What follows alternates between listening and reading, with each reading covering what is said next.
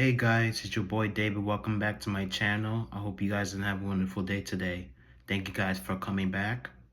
Now, let us talk on a new topic, which is about why do false prophets have influence? Um, Unfortunately, in modern society, there are so many false prophets that are, engaging and indulging in so many things, and there's so much questions and all. But I'm going to explain to you guys why there's so many false prophets that are rise. Number one, it's important to realize that a biblical prophecy is being fulfilled. You know, there will come a time where, prophets will lie in, Christ's name and, they will perform signs and wonders. Some of them will refer to themselves as Christ, but it's important that Jesus Christ has already instructed us to not listen to such people. Um, and some of them also, as well, are having false visions and they are engaging in divination. And a lot of times they have the tendency to deceive people. They say that which is true, but they're not of the truth. So that's something important to realize. And I believe ways we can be able to identify them is number one, spiritual discernment. And in order to access spiritual discernment as Christians, we must have a solidified relationship with Christ.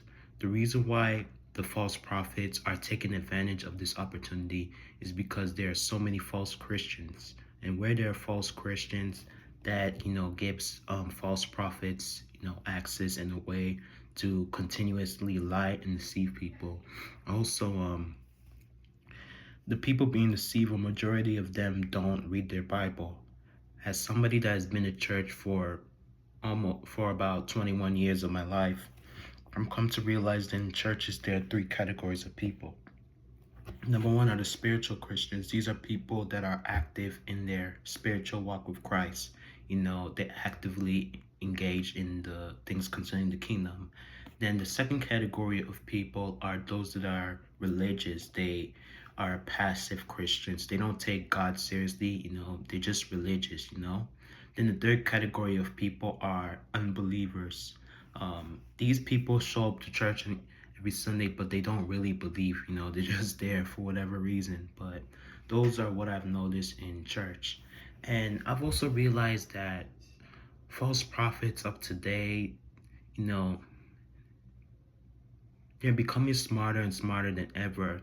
You may have seen certain ones, they are hanging out with genuine men of God to deceive people, to make themselves look like, they're of the truth, just as I've mentioned earlier. So we have to be really, really careful. And it's not everything that a man of God says that we should believe.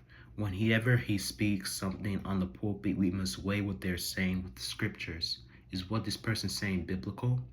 In 1 John 4 verse 1, it says, "Beloved, do not believe every spirit, but test the spirits, whether they are of God, because many false prophets have gone into the world." That's in 1 John chapter 4 verse 1. Yeah. So yeah, many false prophets are seeing false visions and they speak lies. And also in the Old Testament, one of the ways they were able to identify false prophets are the prophecies that they spoke if they came to pass. But even, yeah, there's no other way of saying it.